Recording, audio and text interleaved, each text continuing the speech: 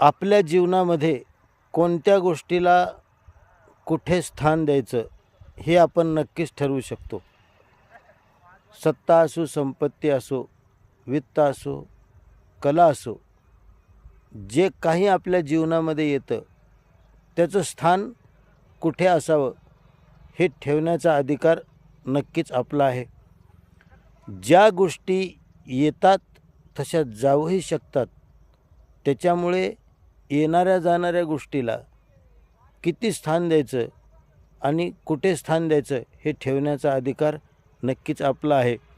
नाहीतर जो आपल्याला सोडून जाणार आहे त्याला आपल्या जीवनामध्ये जर आपण सर्वोच्च स्थान दिलं तर आपल्याला सर्वात मोठं तेच दुःख देणार, याच्यामध्ये शंका नाही. आणि म्हणून जे आपल्यापासून जाऊच शकत नाही त्याला सर्वोच्च स्थान दिलं पाहिजे आणि त्याच तत्त्वाचं नाव ईश्वर आहे.